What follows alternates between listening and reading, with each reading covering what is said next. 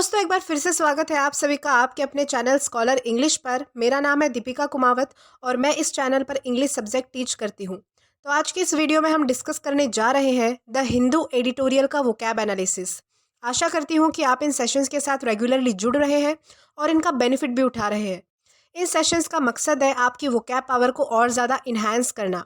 और ये जो वोकैब सेशंस है ये बैंक, एसएससी, रेलवे, यूपीएससी या फिर किसी भी कॉम्पिटिटिव एग्जाम के लिए इक्वली बहुत ही ज़्यादा इंपॉर्टेंट है। तो चलिए और ज़्यादा देर ना करते हुए बढ़ते हैं हमारे वोकैब शो की तरफ और जानेंगे कि आज का हमारा सबसे पहला वर्ड कौन सा है। तो आज का हमारा सबसे पहला वर्ड है ओवरचर। ओवरचर का मतलब होता है पहल या फिर प्रस्ताव। जब किसी व्यक्ति के सामने कोई प्रपोजल यानी कि प्रस्ताव रखा जाता है तो उसे कहा जाता है ओवरचर। ये हमारे पास पार्ट ऑफ स्पीच में नाउन है। सिनोनिम इसका होता है अप्रोच यानी कि प्रस्ताव रखना। अब एग्जाम्पल की मदद से समझते हैं। एग्जाम्पल इसका है Nishant has made a significant Overture in his presentation. मतलब कि निशांत ने अपने प्रेजेंटेशन में बहुत ही महत्वपूर्ण प्रस्ताव रखा। इस कॉन्टेक्स्ट में हम जो है वो ओवरचर इस वर्ड का अलग अलग सेंटेंसेस में यूज़ कर पाएंगे। इसी के साथ हम आगे बढ़ेंगे हमारे नेक्स्ट वर्ड की तरफ और जानेंगे कि हमारा नेक्स्ट वर्ड कौन सा है। देन हमारा नेक्स्ट वर्ड है अनएनविएबल। अनएनविएबल का मतलब होता है अप्रिय। जो चीज़ हमें पसंद ना हो या फिर हमारे लिए डिफ़िकल्ट हो, मुश्किल हो, उसे हम कहेंगे अनएनविएबल। ये हमारे पास पार्ट ऑफ स्पीच में एग्जेक्टिव है यानी कि विशेषण है। सिनोनिम इसका होता है अनप्लीजेंट। अनप्लीजेंट का मतलब होता है जो चीज़ हमें पसंद ना हो ऐसी कोई चीज़।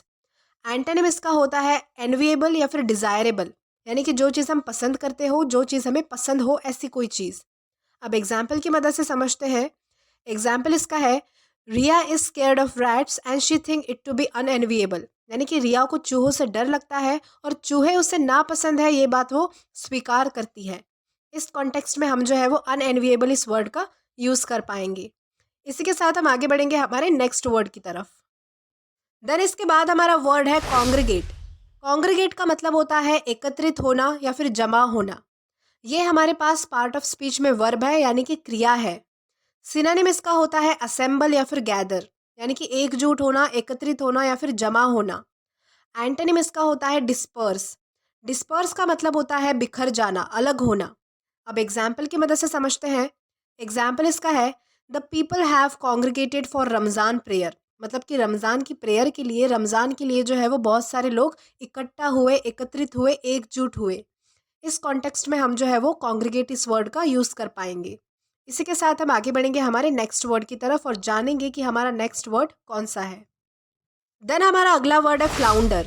फ्लाउंडर का मतलब होता है मुसीबत में फंसना और ये हमारे पास पार्ट ऑफ स्पीच में वर्ब है यानी कि क्रिया है।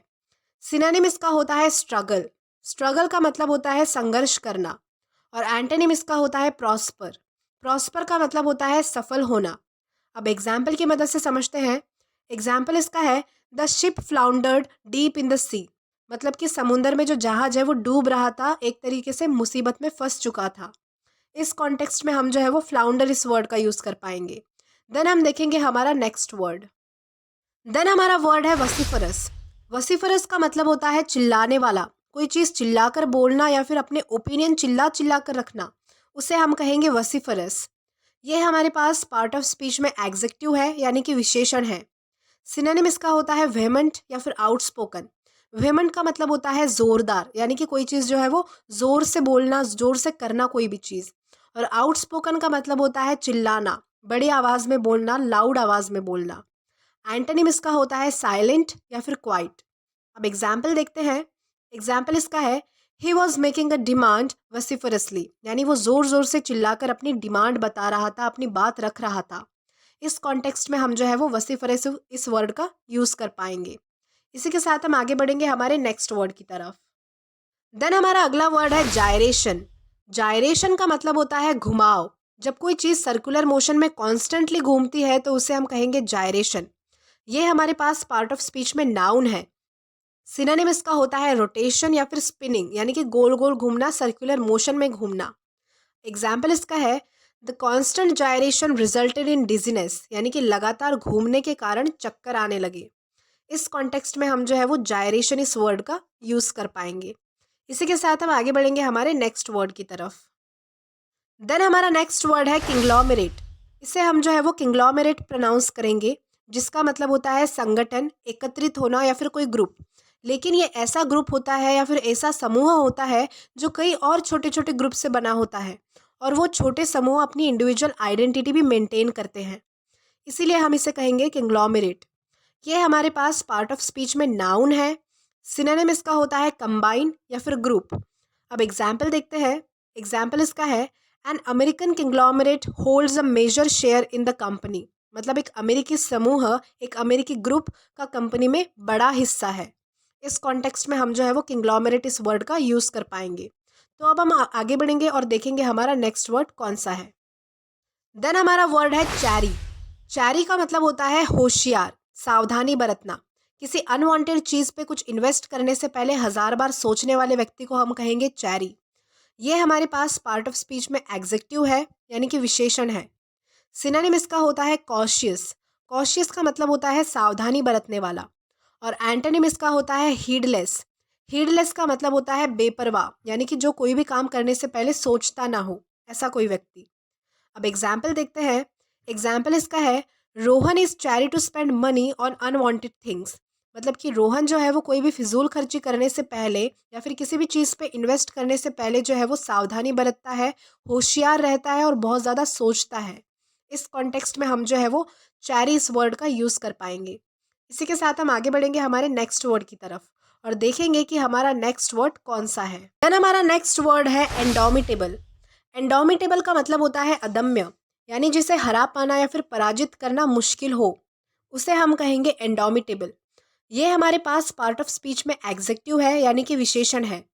सिनोनिम इसका होता है अनकॉन्करेबल, यानी कि जिसे हराया ना जा सके, ऐसा कुछ। और एंटोनिम इसका होता है वीक, यानी कि कमज़ोर। अब एग्जाम्पल देखते हैं। एग्जाम्पल इसका है, women who are independent are indomitable. यानी कि जो औरतें खुद के बलबूते पर काम करती है, जो औरतें इंडिपेंडेंट है, उन्हें किसी भी चीज़ में हरा पाना नामुमकिन है। इस कॉन्टेक्स्ट में हम जो है वो इंडोमिटेबल इस वर्ड का यूज़ कर पाएंगे।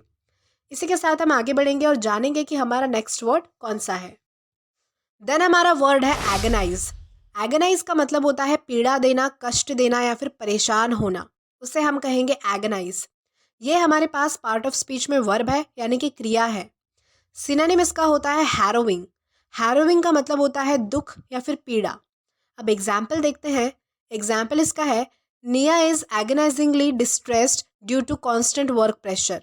यानी कि लगातार काम के दबाव के कारण नेहा बेहद परेशान थी। इस कॉन्टेक्स्ट में हम जो है वो एगनाइज इस वर्ड का यूज़ कर सकते हैं। देन हम देखेंगे हमारा नेक्स्ट वर्ड। देन हमारा अगला वर्ड है पोग्रम। पोग्रम का मतलब होता है तबाही या फिर युद्ध। ये हमारे पास पार्ट ऑफ स्पीच में नाउन है। सिनोनिम इसका होता है मसैकर। मसैकर का मतलब होता है हत्या करना या फिर युद्ध करना। अब एग्जाम्पल इसका है, that book focuses on program. यानी कि ये किताब अलग अलग युद्धों के बारे में बताती है। इस कॉन्टेक्स्ट में हम जो है वो पोग्रम इस वर्ड का यूज़ कर पाएंगे। देन हम देखेंगे हमारा नेक्स्ट वर्ड। देन हमारा नेक्स्ट वर्ड है अकीन। अकीन का मतलब होता है समान या फिर एक जैसा। जिस चीज़ का कैरेक्टर सिमिलर हो उसे हम कहेंगे अकीन। ये हमारे पास पार्ट ऑफ स्पीच में एग्जेक्टिव है, यानी कि विशेषण है। सिनोनिम इसका होता है सिमिलर, यानी कि एक जैसा। और एंटोनिम इसका होता है अनलाइक, यानी कि अलग। अब एग्जाम्पल देखते हैं। एग्जाम्पल इसका है, the red and the green car are closely akin. यानी कि जो रेड और जो ग्रीन कार है वो लगभग एक जैसी ही है, उनके कैरेक्टर सिमिलर ही है। इस कॉन्टेक्स्ट में हम जो है वो अकीन इस वर्ड का यूज़ कर पाएंगे। इसी के साथ हम आगे बढ़ेंगे हमारे नेक्स्ट वर्ड की तरफ। देन हमारा नेक्स्ट वर्ड है कैलसनेस। कैलसनेस का मतलब होता है बेरहमी, दूसरों के प्रति असंवेदनशील और क्रूर व्यवहार रखना, उसे हम कहेंगे कैलसनेस। ये हमारे पास पार्ट ऑफ स्पीच में नाउन है। सिनोनिम इसका होता है हार्टलेस या फिर अनफीलिंग। यानी कि जिसके मन में कोई फीलिंग्स नहीं होती, जो बेरहम होता है, असंवेदनशील होता है, क्रूर होता है, ऐसा कोई व्यक्ति। एंटोनिम इसका होता है काइंड या फिर कंपैशनेट। यानी कि जो दयालु होता है, दूसरों के प्रति भावनाएं रखता है, ऐसा कोई व्यक्ति। एग्जाम्पल इसका है, पीपल डिसलाइक्ड स्मिता's कैलसनेस। यानी कि लोगों को जो है वो स्मिता की क्रूर व्यवहार और असंवेदनशील व्यवहार जो है वो बिल्कुल पसंद नहीं आता, वो नापसंद करते हैं। इस कॉन्टेक्स्ट में हम जो है वो कैलसनेस इस वर्ड का यूज़ कर सकते हैं। इसी के साथ हम आगे बढ़ेंगे हमारे नेक्स्ट वर्ड की तरफ और जानेंगे कि हमारा नेक्स्ट वर्ड कौन सा है। देन हमारा नेक्स्ट वर्ड है मसैकर। मसैकर का मतलब होता है हत्या। एक साथ बहुत लोगों को जानबूझकर और बेरहमी से मार देना उसे कहा जाता है मसैकर। ये हमारे पास पार्ट ऑफ स्पीच में वर्ब है यानी कि क्रिया है। सिनोनिम इसका होता है स्लॉटर या फिर ब्रूटल। स्लॉटर का मतलब होता है वध करना और ब्रूटल का मतलब होता है बेरहमी। अब एग्जाम्पल देखते हैं। एग्जाम्पल इसका है the soldiers were massacred in the war, मतलब बहुत सारे सैनिक जो है वो युद्ध में मारे गए। देन हमारा नेक्स्ट वर्ड है लमेंट। लमेंट का मतलब होता है रोना या फिर शोक। ये हमारे पास पार्ट ऑफ स्पीच में नाउन है। सिनोनिम इसका होता है वेल या फिर मोन, जिसका मतलब होता है दुख होना। अब एग्जाम्पल देखते हैं। एग्जाम्पल इसका है Neeta begin to lament about the loss of her pet, यानी कि नीता अपने पालतू जानवर के खोने पर रोने लगी। इस कॉन्टेक्स्ट में हम जो है वो लमेंट इस वर्ड का यूज़ कर सकते हैं। इसी के साथ हम आगे बढ़ेंगे हमारे नेक्स्ट वर्ड की तरफ। देन हमारा नेक्स्ट वर्ड है कस्टमरी। कस्टमरी का मतलब होता है रिवाज। किसी विशेष समाज या फिर स्थान से रिलेटेड रीति रिवाज या फिर प्रथा, उसे हम कहेंगे कस्टमरी। ये हमारे पास पार्ट ऑफ स्पीच में एग्जेक्टिव है यानी कि विशेषण है। सिनोनिम इसका होता है ट्रेडिशन या फिर कस्टम, जिसका मतलब होता है रीति रिवाज या फिर प्रथा। एग्जाम्पल इसका है parades are customary event during the national festivals, यानी कि राष्ट्रीय त्योहारों के दौरान परेड ये पारंपरिक कार्यक्रम है। इस कॉन्टेक्स्ट में हम जो है वो कस्टमरी इस वर्ड का यूज़ कर सकते हैं। देन हम आगे बढ़ेंगे और देखेंगे हमारा नेक्स्ट वर्ड। देन हमारा वर्ड है ऑपरेशन।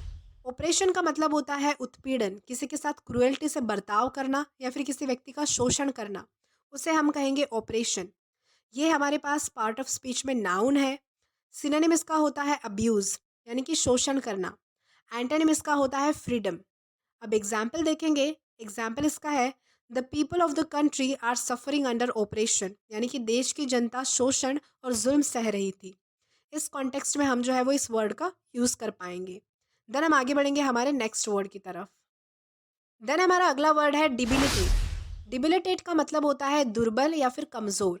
यह हमारे पास पार्ट ऑफ स्पीच में वर्ब है यानी कि क्रिया है। सिनोनिम इसका होता है वीकन, यानी कि कमज़ोर होना, और एंटोनिम इसका होता है स्ट्रेंथन, यानी कि मजबूत होना। एग्जाम्पल इसका है his body was debilitated by the disease, यानी कि बीमारी के कारण उसका शरीर जो है वो पूरी तरह से कमज़ोर हो चुका था। इस कॉन्टेक्स्ट में हम जो है वो डिबिलिटेट इस वर्ड का यूज़ कर पाएंगे। इसी के साथ हम आगे बढ़ेंगे हमारे नेक्स्ट वर्ड की तरफ। देन हमारा वर्ड है सैंक्टिटी। सैंक्टिटी का मतलब होता है पवित्रता। जो कोई चीज़ पवित्र हो या फिर शुद्ध हो उसे हम कहेंगे सैंक्टिटी। ये हमारे पास पार्ट ऑफ स्पीच में नाउन है। सिनोनिम इसका होता है होलीनेस। होलीनेस का मतलब होता है पवित्र। एंटोनिम इसका होता है विकेडनेस। विकेडनेस का मतलब होता है अपवित्र या फिर बुरी कोई चीज़। एग्जाम्पल इसका है the sanctity of marriage has been upheld, यानी कि शादी की जो पवित्रता है वो बरकरार रखी गई। इस कॉन्टेक्स्ट में हम जो है वो सैंक्टिटी इस वर्ड का यूज़ कर सकते हैं। इसी के साथ हम आगे बढ़ेंगे और जानेंगे कि आज का हमारा लास्ट वर्ड कौन सा है। तो आज का हमारा लास्ट वर्ड है इमिनेंट। इमिनेंट का मतलब होता है करीब। जो कोई चीज़ होने वाली हो उसे हम कहेंगे इमिनेंट। ये हमारे पास पार्ट ऑफ स्पीच में नाउन है।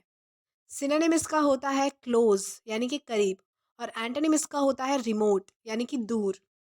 एग्जाम्पल इसका है this patients are facing imminent death, यानी कि ये जो मरीज़ है वो मौत के बहुत ही करीब है। तो आज के लिए बस इतना ही। अगर वीडियो पसंद आया हो तो do like this video, subscribe the channel and share as much as you can. Till then keep learning. Thank you.